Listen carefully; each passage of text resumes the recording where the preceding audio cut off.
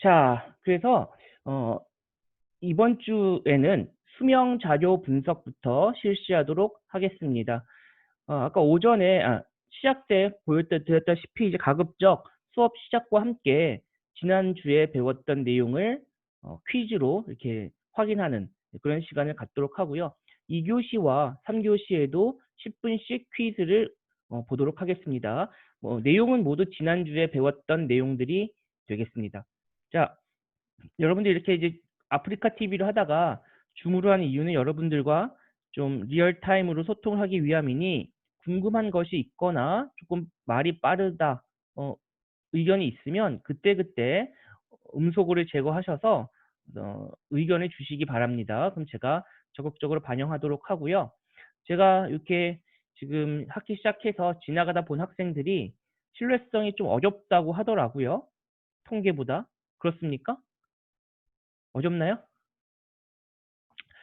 그래서 조금 진도를 천천히 나가도록 하겠습니다. 제가 아무래도 오프라인이면 여러분들을 보면서 또 여러분들께 하나하나 질문을 하면서 진행할 수가 있는데 지금은 그렇지 못해서 조금 어려움이 있어도 이해해 주시기 바랍니다.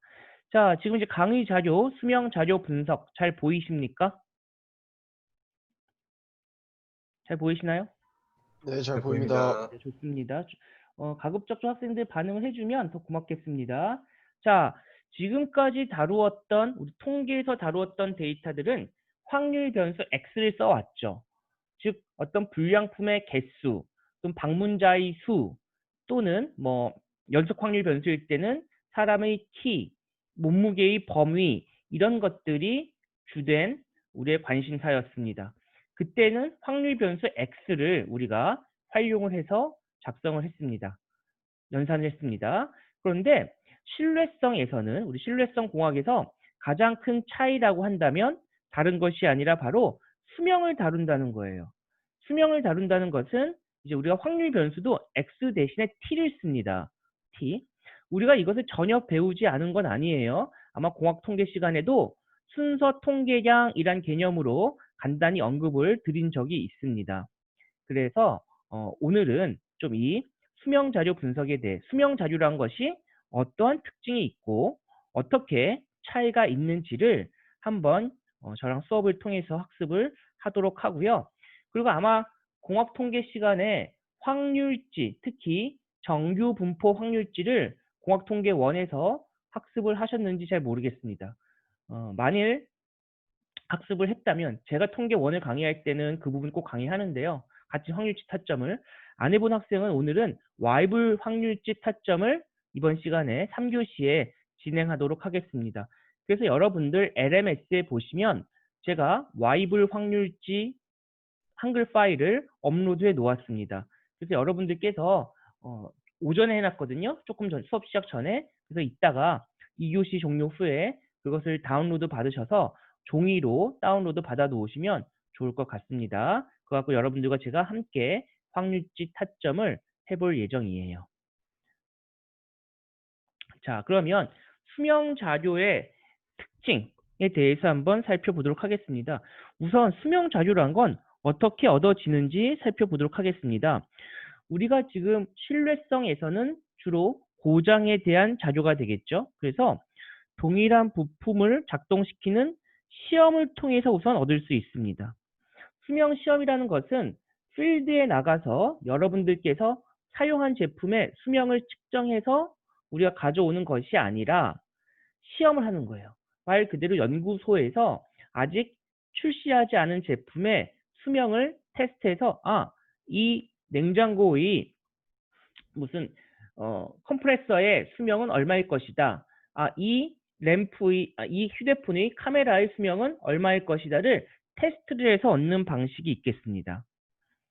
자, 근데 수명 데이터는 요런 말을 앞으로 많이 볼 텐데 완전 자료와 불완전 자료, 관측 중단, 센서드 데이터 이렇게 구분을 지을 수 있는데요. 완전 자료라는 것은 우리가 시험을 했을 때 모든 데이터의 고장 정보가 있는 자료를 완전 자료라고 합니다.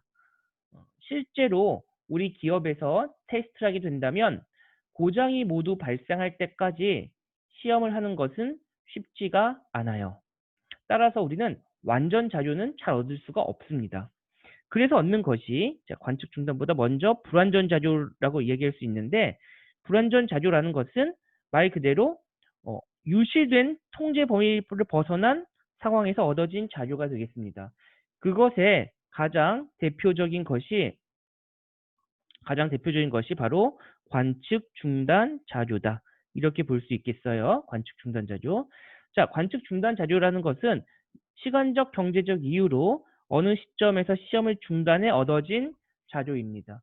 즉 무슨 말씀이냐면, 만일 우리가 10개의 제품을 시험했다라고 볼게요. 자, 이게 3일 만에 고장 났고 7일 만에 고장 났고 10일 만에 고장이 났습니다. 그런데 이렇게 3개는 고장 정보가 있는데 우리가 10일 이상 테스트하기 어려울 수 있어요.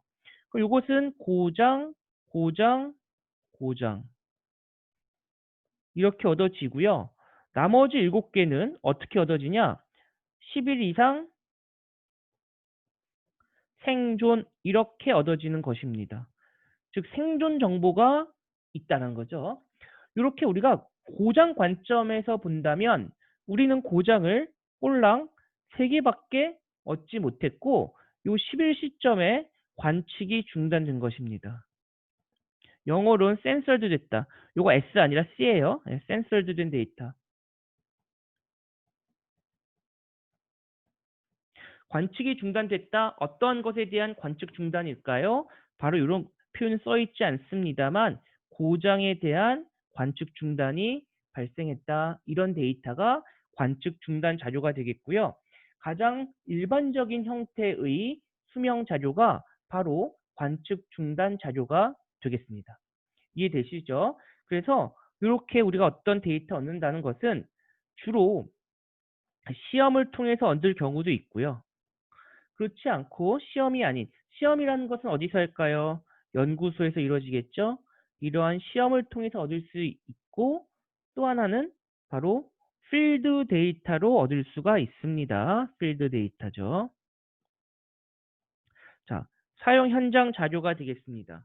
자, 이것은 말 그대로 어떤 통제된 시험 환경에서 테스트가 이루어지는 것이 아니라 실제 가동 상황을 관측해서 실제 여러분 고객들이 활용한 데이터다. 그래서 우리가 서비스 센터 삼성전자나 현대자동차의 서비스 센터에 입고된 데이터를 본다면 그것이 사용 현장 데이터 이렇게 볼 수 있을 것 같습니다. 자, 그래서 말이죠, 여러분들 생각해 보세요. 실제 서비스 센터에 들어온 필드 데이터는 완전 자료일까요? 불완전 자료일까요? 여러분들 어떻게 생각하십니까? 혹시 권창원 학생 한번 얘기해 볼까요? 창원이 완전 데이터일까요? 불완전 데이터일까요? 불완전 데이터 같습니다. 불완전 데이터 같아요.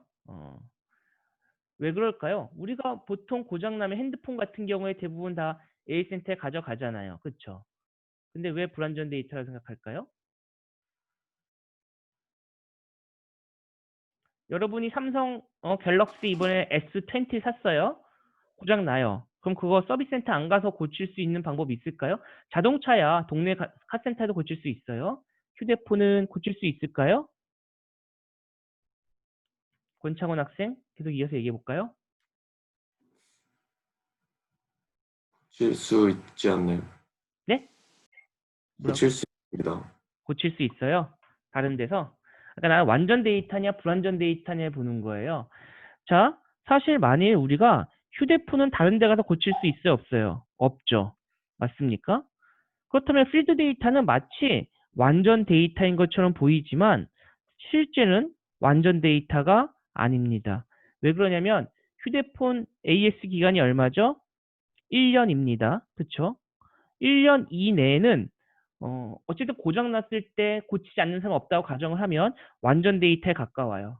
하지만 1년이 넘어가는 순간 고장이 발생하면 어떻게 할까요? 고치거나 돈 주고 이러면 데이터가 얻어지겠죠. 그죠? 아니면 뭐예요? 그냥 안 고치거나 또는 제일 많이 하는 거는 뭐예요? 교체하거나. 삼성 쓰다가 LG나 아이폰으로 바꿀 수도 있고 또 삼성의 새 모델을 쓸 수도 있는 거예요. 바로 이렇게 된다면 요거는 데이터가 잡히지 않겠죠. 그래서 우리가 필드 데이터를 분석한다는 것은 대부분 불완전 자료입니다. 그래서 우리가 실제 여러분 현장에서 다루는 거의 모든 데이터는 incomplete data, 불완전 자료다. 이렇게 보시면 되겠고 완전 자료는 실제로는 거의 얻어지지 않는다. 이렇게 보시면 좋겠습니다. 자, 수명 자료 분석의 필요성 본다면 우선 재료의 특성을 평가하거나 설계 단계에서 중요한 거 설계 단계 제품의 신뢰성을 예측하는 겁니다. 자, 예측과 시험은 좀 다른데요. 자, 예측과 시험은 좀 다른데 신뢰성에서 시험은 말 그대로 시험 평가를 하는 겁니다. 테스트를 하는 것이고요. 예측은 도면만 보고 하는 거예요. 도면만 보고. 테스트가 이루어지냐? 테스트가 이루어지는 것은 아닙니다. 도면을 보고 딱 도면만 봤을 때 이거 신뢰도가 얼만큼 될 것이다 추정하는 것이 바로 예측이에요. 그래서 우리가 이번 학기에 신뢰도를 예측한다와 신뢰도 시험 평가를 한다는 것은 구분해서 생각을 해주시면 좋을 것 같습니다. 자, 그 다음에 제한된 설계 변경의 영향 평가. 자, 여러분들은 어떤 우리가 현대자동차를 구매했다. 올해 만든 아반떼와 내년 만든 아반떼가 동일할까요? 결코 동일하지 않습니다. 그러면 1차 년도에 개발됐던 차량을 개선해요. 두 가지 관점에서. 고장이 많이 발생했으면 고장을 없애는 방향으로 개선할 수도 있고요. 고장을 잘 안 나. 근데 굉장히 비싼 거 꼈으면 원가를 절감하는 방향으로 변경할 수 있는데 그렇게 했을 때 과연 신뢰성이 어떤 평가가 있는지를 볼 수 있을 겁니다. 자, 그 다음에 이런 것도 많이 하는데 다수 제조자 비교 및 인증도 있을 수 있습니다. 그래서 배터리 같은 경우에 제가 만약 삼성전자 근무하는 사람이에요. 휴대폰을 만들고 있습니다. 배터리를 중국 것도 있고 삼성 전기 것도 있고 일본 것도 있으면 어떤 것을 낄까? 단지 싼 걸 낄 수는 없는 거죠. 수명이 매우 짧다면 소비자들이 매우 불만을 많이 갖지 않을까요? 그렇다면 과연 어떤 부품을 소비자들에게 껴서 전달할 것이냐 이런 것들은 바로 이제 다수 제조자 비교 및 인증에도 활용되겠습니다. 자, 어떤 신뢰성을 평가하는 것도 있을 수 있겠고요. 광고 문안, 그다음에 보증 비용. 특히 이 부분은 매우 중요한 부분입니다. 우리가 신뢰성을 매우 길게 해서 제품을 출시하게 되면 경쟁력은 가질 수 있지만 보증 비용이 많이 발생할 것이고요. 그렇다고 너무 짧게 하면 보증 비용은 발생하지 않지만 제품의 어떤 경쟁력을 상실할 수 있겠죠. 그래서 이런 용도로 우리가 수명 자료의 분석은 필요하다라는 겁니다. 자, 우리 수명 자료를 어떻게 얻고 왜 필요한지는 간략히 설명드렸습니다. 자, 우리 그 수명 자료의 특징을 본다면 넌 네거티브라는 거예요. 비음수고요. 수명은 항상 우리 확률 변수 t는 0보다 크다. 양수를 의미하고요. 그 다음에 비정규 분포라는 거예요. 우리가 지금까지 품질이나 통계적 품질 관리나 또는 3학년 1학기 때 실험계획법 배우셨죠? 여기서 배울 때는 대부분 뭘 가정했어요? 정규성을 가정했습니다. 어떤 분포의 정규성을 가정하고서 문제를 풀었어요. 즉 정규 분포를 가정하고 문제를 풀었기 때문에 굉장히 심플했는데 수명 데이터의 가장 큰 특징은 정규성을 갖지 않는다는 겁니다. 그래서 제가 앞에 수업 시간에 정규 분포를 설명한 것이 아니라 지수나 Y불이나 로그 정도 설명한 이유가 바로 그러하다는 것이고요. 자, 센서링, 관측 중단 또는 시험 종결이 발생한다. 이게 가장 중요한데요. 고장 정보가 충분히 얻기 어렵습니다. 왜 그러냐면 과거에 비해 오늘날에는 제품이 매우 성능이 높아요. 그러니까 신뢰성이 높습니다. 그러니까 장시간 테스트를 하더라도 그것이 고장으로 야기되는 경우가 별로 없다라는 거죠. 별로 없다. 자, 분포의 모수보다 다음 측도. 자, 우리가 분포의 모수라면 무엇일까요? 요거죠. 만약에 지수 분포라고 하면 PDF 요 람다가 모수가 되겠고, 그쵸? Y불이다라고 하면, 자, 누적 분포를 설명한다면 뭐가 될까요? 여기서 모수는 뭐예요, 여러분들? 여기서의 모수는 바로 요것과 요게 바로 모수가 되겠죠. 그죠? 이것에 보통 관심이 많은데 신뢰성에서는 그거보다 고장률, BP 수명, 고장 확률이나 신뢰도, 고장 확률 신뢰도는 같은 개념입니다. 우리가 불량률과 우장률과 같이 동일한 개념이다. 그렇게 보시면 될 것 같습니다. 이해되시죠? 자, 우리 고장률을 HT, hazard rate에서 HT로 쓰고요. 다른 교재에서는 람다 T 이렇게 쓰기도 합니다. 고장률 함수를. 제가 이렇게 설명을 드린 이유는 산업공학 학생들이 품질 경영 기사 자격증 시험을 응시할 수 있는데 그때 이런 노테이션들이 조금 다를 수 있어요. 그때 혼돈하지 마시고 우리 교재는 hazard rate, HT를 쓰고 있다. 반면에 다른 교재들은 람다 T도 있다는 정도 좀 이해하시기 바랍니다. BP나 대문자 FT, 대문자 RT는 동일하게 쓰니까 어려움이 없을 겁니다. 어쨌든 우리가 관심 있는 것은 통상 통계학에서는 모수에 관심이 많아요. 정규 분포라고 하면 평균과 분산에 관심이 많을 것이고, 그렇죠? 감마 분포라고 하면 감마 분포를 구성하는 모수인 알파와 베타에 관심이 많을 텐데 수명 데이터는 그렇지 않다. 우리가 수명, 신뢰성, 지난번에 배운 측도에 더 관심이 많다는 것을 알 수 있겠습니다. 요거 조금 차이가 있다. 그리고 회사마다 우리가 주요로 하는 관심사인 측도가 조금씩 차이가 있다라는 것도 좀 아울러 말씀드리도록 하겠습니다. 자, 그리고 이런 표현 보셨는지 모르겠는데요. 신뢰성은 대표적인 외삽, 엑스트라폴레이션이라고 합니다. 자, 여러분들 엑스트라폴레이션이 뭘까요? 들어봤나요? 최장호 학생, 엑스트라폴레이션이 뭘까요? 잘 모르겠습니다. 잘 모르겠어? 장호야, 나한테 통계 안 배웠지? 자, 최승희 학생, 엑스트라폴레이션이 뭘까요?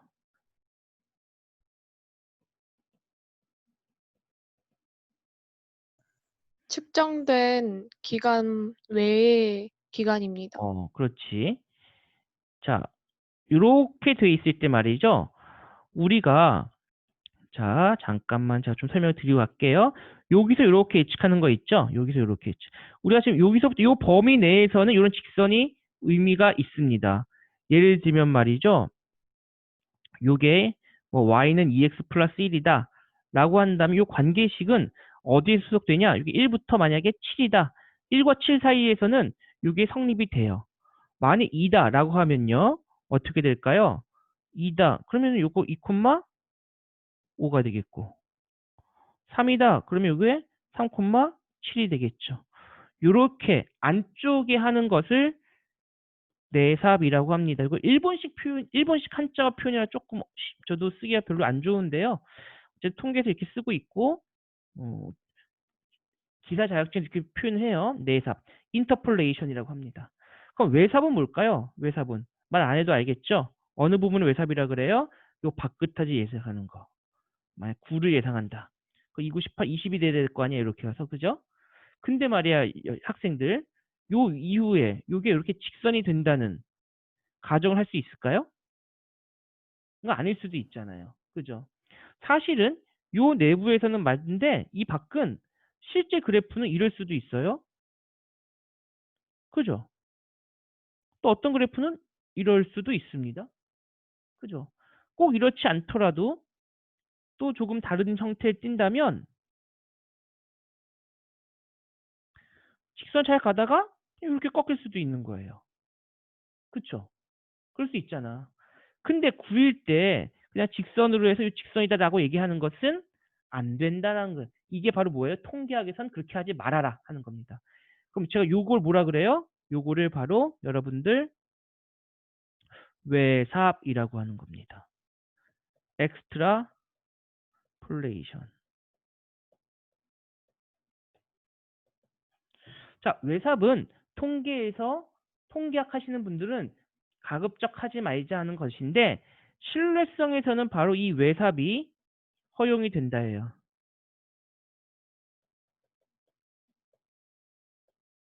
이것이 가장 큰 일반적 통계학과의 차이가 된다라는 겁니다. 그럼 선생님, 신뢰성에서 외삽을 한다는 것은 이렇게 지금 밖에 가는 게 다르지 않습니까? 맞아요. 그러면 달리 말하면 틀릴 수 있어요? 맞습니다. 틀릴 수 있습니다. 그래서 제가 통계학과 교수님들이랑 얘기하다 보면 이 외삽에 굉장히 비판을 많이 하세요. 근데 우린 산업공학이잖아요. 우린 무엇이 중요할까요? 우린 그래서 어떻게 결론을 낼 것인데요. 방법이 없습니다. 그래서 우리가 어쩔 수 없이 다음 시간에 배울 가속 수명 시험이나 여러 시험일 때는 외삽을 쓰는 거예요. 즉 이렇게 20일밖에 시험을 안 하지만 1년까지의 고장 확률을 추정해야 되는 그렇게 요구를 받고 있습니다. 니즈가 있기 때문에 어쩔 수 없다.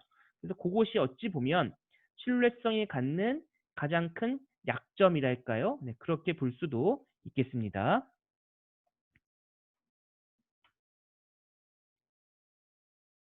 자, 여러분들 잘 이해되십니까? 자, 너무 말이 빠르거나 또 잘 이해가 안 된다 그러면 언제든지 여러분들 저거 말씀 주시기 바랍니다. 자, 그러면 수명 자료 유형 한번 보도록 하겠습니다. 완전 데이터. 자, 여기 보면요. 제가 X는 고장 정보고요. X가 없이 그냥 이렇게 된 거는 그냥 생존했다라고 보겠습니다. 자, 완전 데이터는 이렇게 6개의 시료를 테스트했을 때 6개가 모두 어느 시점에서 고장이 발생했는지를 알 수 있는 데이터고요. 실제 우리는 고장난 순서부터 이렇게 그 오름차순으로 설명한 순서 통계장으로 설명을 할 수 있겠습니다. 자, 관측이 중단될 때는 두 가지 타입이 있습니다. 타입 1 센서링이라고 하는 정시 중단이 있고요. 타입 2 센서링이라는 정수 중단 또는 정수 종결이 있겠습니다. 이것은 무엇이냐면 정시잖아요. 일정 시점이 되면 테스트를 중단하겠다는 거예요.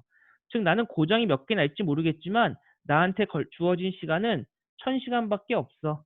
그럼 1000시간에 테스트를 종료하겠다 이런 겁니다. 제가 나중에 한번 설명을 드리겠습니다만 실제 삼성이나 이런 데서 가속 수명 시험을 한다고 하면 1000시간 시험이 가장 보편적이에요. 1000시간이면 40일 정도 되거든요. 2000, 3000, 4000시간 하면 1년이 8760이니까 4000시간 한다는 건 6개월 한다는 얘기지 않습니까? 거의 불가능해요. 6개월 동안 제품을 출시하지 못하고 양산 준비를 하지 못하고 시험 평가만 한다는 건 거의 불가능하죠. 그렇기 때문에 시험의 일정이 중요할 때는 바로 이렇게 시간에 딱 놓고서 중립니다. 그럼 여기서 만일요 300시간이 고장 나고요. 350시간 고장 나고요. 400시간이 고장 나고요. 600시간 고장 났다. 그러면 300, 350, 400, 600이라는 고장 정보와 더불어 1000시간이 생존했다. 1000시간 이상 생존했다. 몇 개? 2개. 이 정보를 아울러 활용하겠다는 겁니다. 고장 정보와 더불어. 자, 그렇다면 제 3번 그림에 있는 정수 종결은 무엇을 의미할까요? 저기 다 고장이라고 했죠? 제가 고장이 몇 개야? 나 고장 6개 중에 최소 4개는 얻어야 되겠어. 4개의 고장은 있어야 타점할 수 있겠어. 라고 본다면 똑같아요. 여기 300, 350, 400, 아까 600이었잖아요. 자, 하나, 둘, 셋, 4개째. 4개째 고장을 얻는 순간 이렇게 돼 있으면 하나, 둘, 셋, 4개째 고장이 아까는 600까지 났지만 1000시간까지 가보는 거예요. 근데 여기는 600시간 스탑을 해버린 겁니다. 그럼 정확히 보면 300, 350, 400, 600까지는 고장이 발생했고 600 이상 2개 생존 했다는 정보를 얻게 되는 겁니다. 여기는 정수중단은 600시간의 시험이 종료가 되는 거죠. 여긴 1000시간에 종료됩니다. 그렇다면 정시 중단이 더 오래 걸리고 정수가 더 짧냐? 결코 그렇지 않죠. 그러니까 4개 얻기까지 3000시간이 걸릴 수도 있고 4000시간이 걸릴 수도 있고 5000만 시간도 걸릴 수 있어요. 이것은 시험 시점을 예측하기 어렵습니다. 시험의 종료 시점 예측이 어렵다.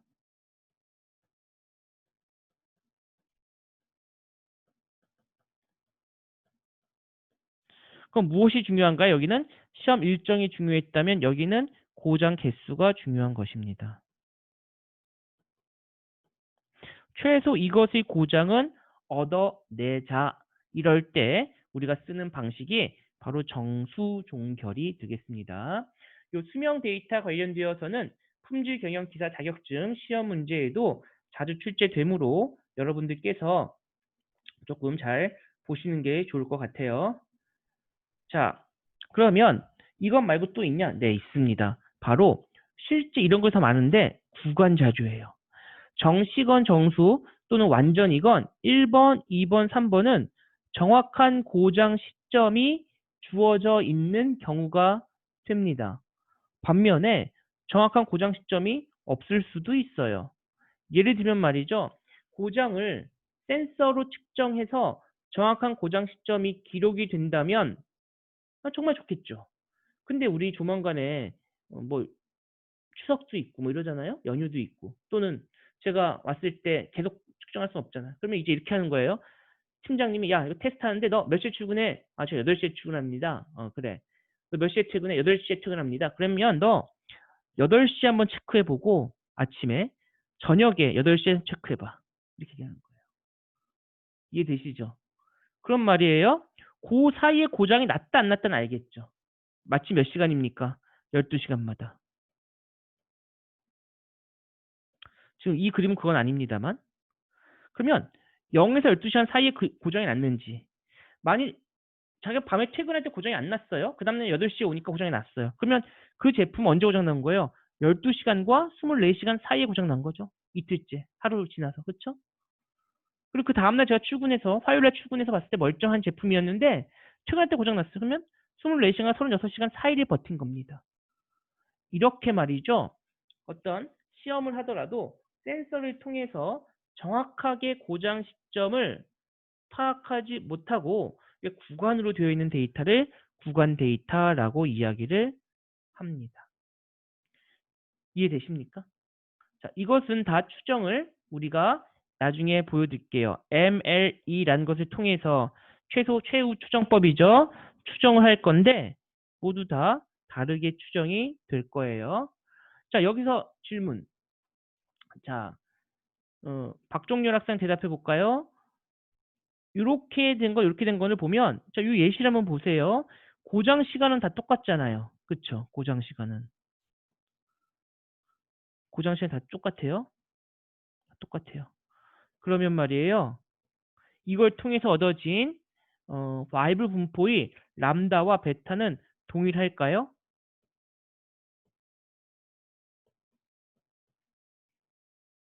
고장 정보가 동일하다면 동일하게 나올까요? 아닐까요?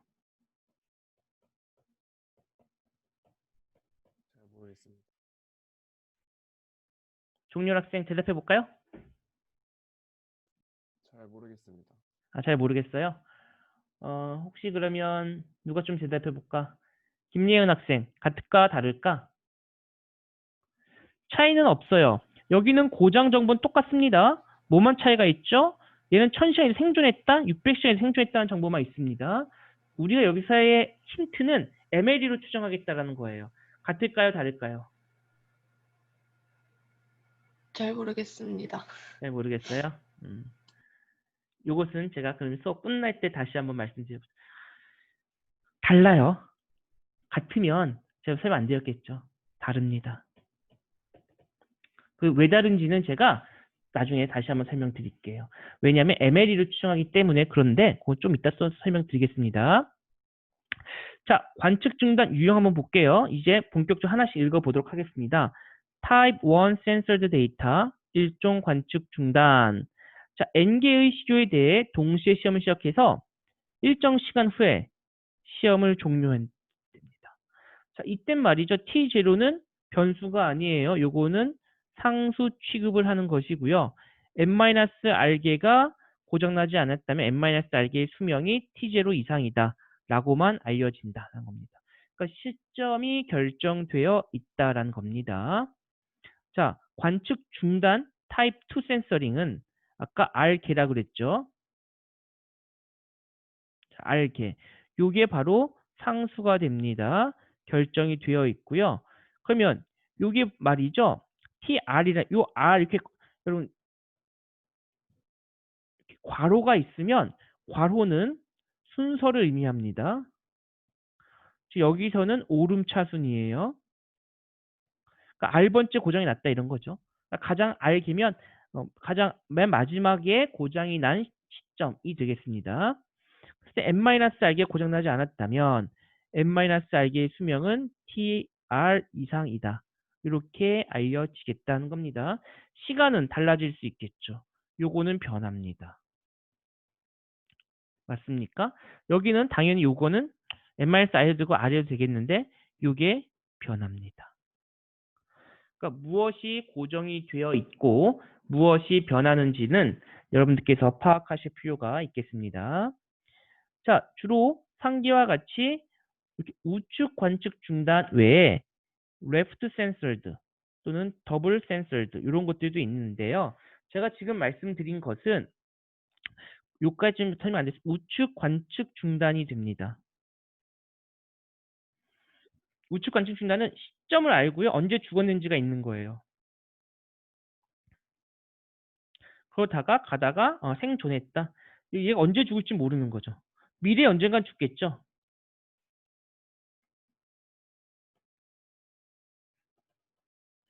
미래에 언제는 죽을 거예요. 얘를 모른다예요. 이렇게 해서 관측 중단되면 이걸 우측 관측 중단 이렇게 말씀을 드릴 수 있겠고요. 그러면 좌측 관측 중단이 있을까요? 거의 없어요. 좌측 관측 중단은 뭐냐면 죽은 시점을 다 아는 거예요. 어떤 놈은 언제 시작한 걸 알고요. 이때 시작했다는 거 알고요. 언제 시작하는 걸 아는데 어떤 놈은 언제 시작하는 걸 모르는 거죠. 어떤 놈은 언제 시작하는 걸 모르는 거죠. 3년 이상 됐다는 건 알아요. 3년. 근데 이게 4년 됐는지 5년 됐는지 알 길이 없는 겁니다. 이해되세요? 이게 바로 좌측 관측 중단이에요. 그런데 여러분들 좌측 관측 중단은 모르셔도 돼요. 거의 안 씁니다. 다 우린 우측 관측 중단만 써요. 그걸 왜 배우냐? 아예 없진 않아요.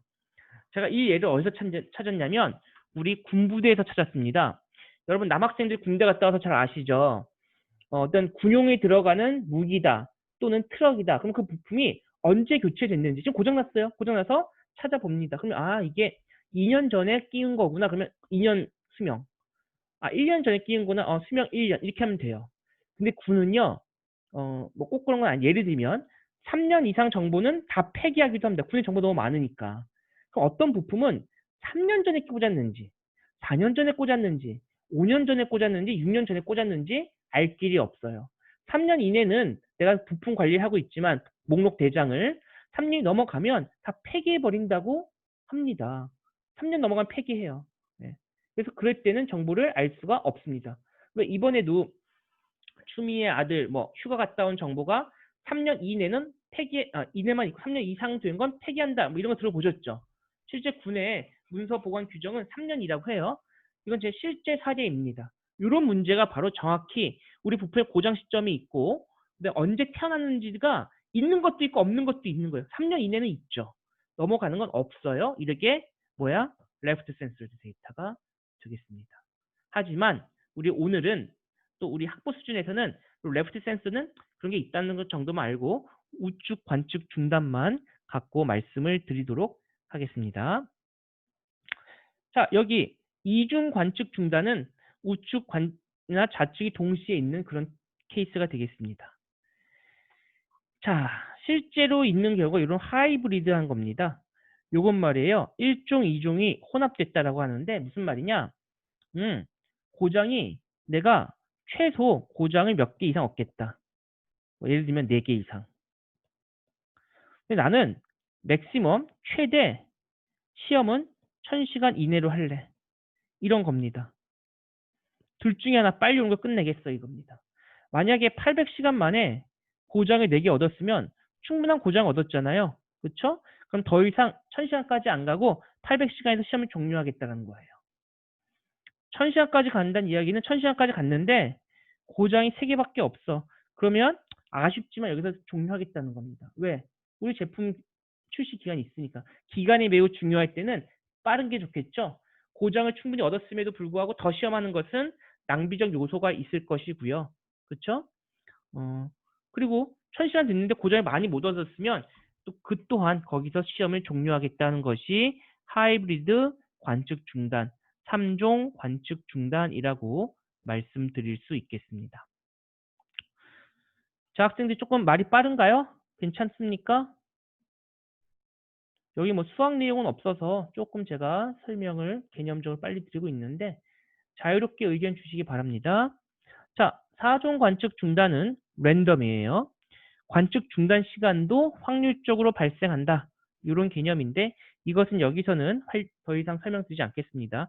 실제로 쓰는 건 우측 관측 중단 중에서도 정시 또는 정수 많이 쓰고요. 그리고 하이브리드 이 세 개를 많이 씁니다. 제가 많이 쓰는 건 요거, 요거, 요거. 요 세 개가 가장 기업에서 보편적으로 활용되는 센서링 방식, 즉 어떤 시험을 했을 때 관측 중단에서 얻는 방식이다. 이렇게 말씀드릴 수 있겠습니다. 자, 다음은 표본 통계값을 한번 살펴보도록 하겠습니다. 자, 수명 자료. 자, 우리 수명 자료는 기본적으로 어떻게 해요? 완전 자료 T1, T2, Tn 이렇게 있으면 요것을 오름차순 정렬해서 이렇게 표시한다 그랬죠? 자, 요걸 이렇게 보겠습니다. 자, i가 있고요. Ti 이렇게 표현할게요. Ti 괄호. 자, 제품 1, 2, 3, 4 이렇게 4개가 있다고 할게요. 20시간 고장났고 15시간 고장났고 70시간 고장났고 5시간 고장났다. 그럼 첫 번째 제품은 20시간에 고장난 거예요. 두 번째는 15시간, 세 번째는 70시간, 네 번째는 5시간입니다. 즉, 이건 T1은 20이라 쓸 수 있고요. T2는 15라고 쓸 수 있고, T3는 70이라 쓸 수 있고, T4는 5라고 쓸 수 있습니다. 자, 반면에 이것은 첫 번째 아이템이 아니라 첫 번째 고장난 거예요. 제일 빨리 고장난 거 5가 되겠죠. 그 다음에 15가 되겠죠. 20 되겠죠. 70 되겠습니다. 그리고 T 괄호 1을 쓰면 첫 번째로 고장난 건 5라는 겁니고요. 두 번째로 고장난 건 15가 되겠고요. 세 번째로 고장난 건 20이 되겠고, 네 번째로 고장난 건 70이 되겠다. 이렇게 말씀을 드릴 수 있겠습니다. 이렇게 순서로 표현할 때는 어떻게 해요? 아래 첨자에 괄호를 이렇게 표기하는 거예요. 괄호. 요거 순서를 의미합니다.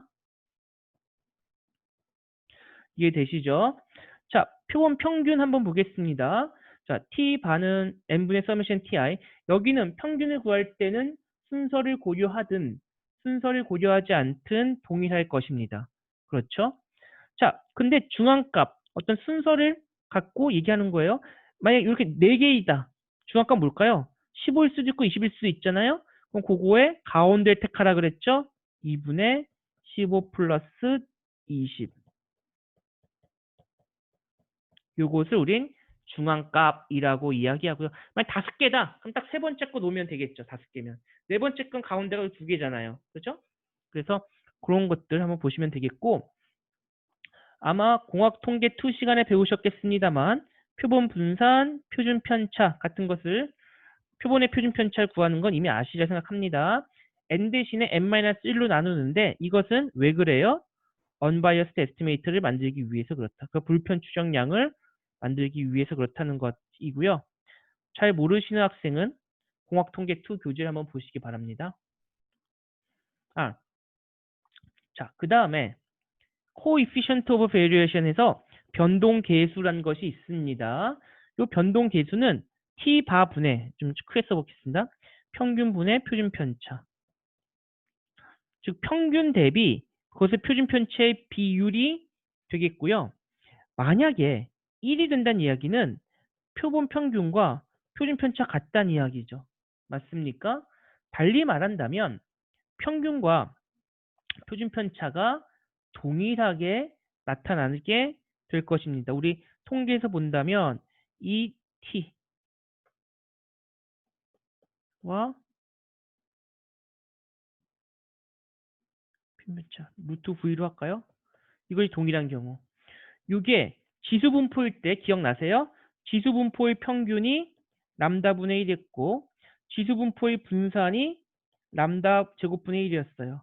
그러니까 표준편차는 당연히 람다분의 1이 되겠죠? 이거 모두 지수분포인 경우입니다. 그래서 지수분포라고 하면 말이에요. 평균과 분산을 보면 평균분의 표준편차 100이 되는 거죠. 또는 퍼센트니까 그냥 퍼센트 없으면 평균과 표준편차가 이렇게 약분돼서 1이 될 겁니다. 그래서 지수분포의 이론적인 표준 변동계수는 1이 되기 때문에 만약 이게 1보다 크다라고 하면 우리는 지수분포 따르지 않을 거다라는 것을 쉽게 알 수 있습니다. 자, 중요한 거 지수분포면 CV가 1이다. 이건 맞아요. CV가 1이라고 해서 지수분포 성립할까요? 안 할까요? 김준태 학생 성립할까요? 안 할까요? CV가 1이면 지수분포다. 성립할까요? 성립 안 할 것 같습니다. 네, 이때 성립 안 해요. 지수분포라 했을 때는 CV가 1이 될 수 있지만 CV가 1이라고 해서 반드시 지수분포가 된다. 즉 평균과 표준편차가 동일하다고 해서 무조건 지수분포다? no. 그거 아닌 거예요. 지수분포일 때는 평균과 표준편차가 일치하겠죠. 그렇지만 그것이 일치한다고 해서 지수분포는 아니다. 이것은 여러분들께서 좀 잘 이해하시기 바랍니다. 자, 다음 슬라이드로 넘어가도 될까요? 학생들 그 대답하기 싫으면 고개라도 까딱까딱 거리면 내 화면에서 너희들 얼굴 다 나오고 있거든. 내가 조금 이해할 수 있을 것 같아요. 자, 지금 이 첫 부분 제가 강의하는 모든 강의가 제가 처음에 한 5번에서 6번 슬라이드에 매우 많은 시간을 할애합니다. 그 이유가 초반에 이 개념들, 부호의 의미, 이 약속이에요. 부호 노테이션이라는 것들은 그것만 잘 이해해도 확실히 공부하는 데 도움이 많이 됩니다. 그래서 조금 처음에 그런 거 좀 잘 봐주시기 바랍니다. 자, 다음은 경험적 분포와 신뢰도 함수 살펴보겠습니다. N개의 부품을 동시 시험해서 완전 자료를 대상으로 경험적 분포와 신뢰도 함수를 추정하면 다음과 같다. 자, 고장 확률과 고장률은 다릅니다. 여러분, 요건 이제 이거 구분은 더 이상 헷갈리시면 안 돼요. 확실하셔야 됩니다. 고장률은 HT고 이것은 RT분의 스몰 ft. 신뢰도 분의 확률 밀도 함수의 꼴로 나타내고요. 요건 말 그대로 1-RT인 고정 확률이죠. 그래서 N개 중에 요 T시점, 수명이 T시점보다 작은 것의 개수가 될 것입니다. 그럼 이 내용 보세요. T1이 1보다 작다는 얘기는 첫 번째 고장이 작을 시점은 고장 확률 0이겠죠. 맞아요? I와 I 플러스 1이다. 즉 T 두 번째와 세 번째 사이의 고장이다. 그럼 두 번째와 세 번째 사이의 고장은 몇 개 고장이 난 시점이에요? 현재 이 사이는 2개가 난 시점 아닐까요? 그렇죠? 그러니까 만약에 10개를 테스트했는데 2개가 고장 난 시점이니까 이거는 고장 확률을 10분의 2, 20%로 하겠다라는 겁니다. 자, 이 노테이션 이해되세요? 두 번째, 세 번째인데 2개 고장 난 거지? 그럼 그때 대문자 FT 고장 확률은 20%로 가져가겠다라는 것이에요. 어렵지 않습니다. 근데 여기는 10개가 다 고장났죠. 10개가 다 고장난 시점이라고 한다면 이때 생존하는 건 0이겠죠. 모두 다 고장났으니까 100%라고 쓸 수 있겠습니다. 이게 바로 경험적 분포라고 할 수 있겠고요. 가장 기본적인 이제 식이 될 겁니다. 자, 신뢰도 함수는 보다 많아져 그냥 1-라지 ft 하면 될 거예요. 그런데 이 식을 쓰기보다는 평활해서 많이 씁니다. 대칭시조 누적 분포법이라고 해서 이렇게 한번 볼게요. 평화를 했더니 FT가 또는 RT가 1-n분의 I-0.5 이렇게 되어 있네요. 이거 왜 그럴까? 여기 RN에다가 이렇게 발을 붙인 평균의 의미가 아니라 발을 붙인 여기 평활했다란 표현이에요. 평활된 식. 평활이란 건 뭐야? 약간 뾰족 튀어나온 건 조금 감해주고 너무 움푹 들어간 건 조금 이렇게 해서 이게 평활이지. 그러니까 이렇게 돼 있으면 평활했다는 건 약간 이렇게 한 걸 평활했다라고 그러잖아요. 평평하게. 그렇죠? 이게 좀 차이가 있으니 우리 평활해 보자 이겁니다, 여러분. 어떤 걸까요? 어떤 거? 자, 요건 증명 한번 해볼게요. 지금 요 위에는 FT 설명했으니까 제가 요거 가지고 한번 말씀을 드려보도록 하겠습니다. 자, 이때는 노테이션 제가 한번 더 써볼게요. 자, RN 평균이라 두고 I라고 둘게요. 요거. 이건 뭘까요? 1 마이너스 N분의 I죠. 요거대로 한다면. FT가 이거니까. RT는 요거 되죠. 여기에 의구심 없죠, 여러분. 그쵸? 자, 제가 노테이션 하나 쓸게요. RN에 T. 자, I 언더바 하나 해볼게요. 이 언더바의 의미는 이렇게 보겠습니다. T, I, 시점. TI 직전 시점.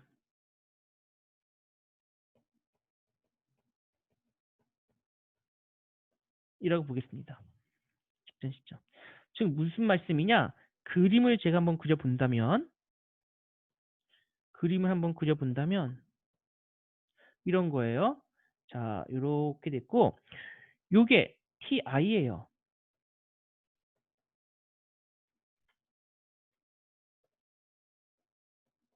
i번째 고정입니다. 요 TI-1입니다.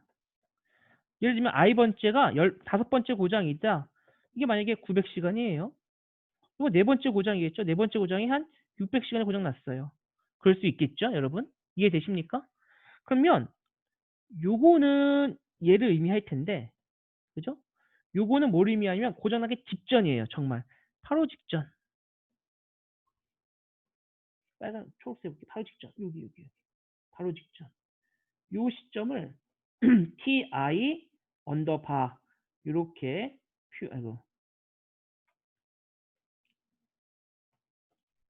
이렇게 표현해 보겠습니다. 직전. 평화를 하기 위해서 이렇다는 얘기예요. 그러면 말이에요, 여러분, 여기에 TI 900시간에는 5개 고장 났잖아요. 여기 5개 고장. 여기까지 4개 고장 났잖아요. 맞습니까? 맞아요? 자, 이해제 학생. 그럼 TI 바. 즉 T5 바로 직전에 몇 개 고장 났을까? 이 시점에는 고장의 개수가 몇 개일까? 이해제 학생. 4개일까? 5개일까? 4개일 것 같습니다. 그렇죠? 아직 고장이 안 났으니까. 900시간 전에 899시간 때는 고장이 4개겠죠. 맞아요? 여러분 다 이해되세요? 자, 그럼 요거를 조금 일반화해서 한번 작성해 볼게요. 일반화해서 작성하면 어떻게 될까요? 자, RN TI 언더바는 자, 요 1 마이너스 n분의 i였죠. 1 마이너스 n분의 i가 아니라 n분의 얘가 5개였다면 4개겠지.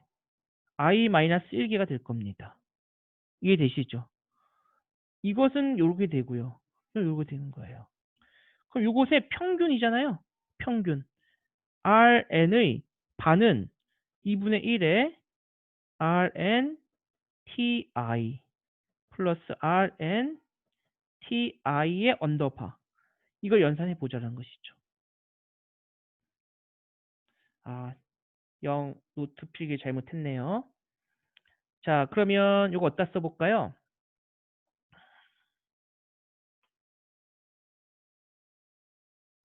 자, 여러분들 혼돈되니까 여기 다시 써볼게요. 좌측 위에다가.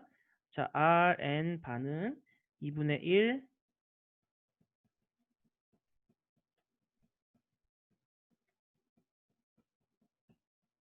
이렇게 되잖아요. 2분의 1에 이거 되겠죠? 요거니까 요거는 i만 쓰기였죠. 맞습니까?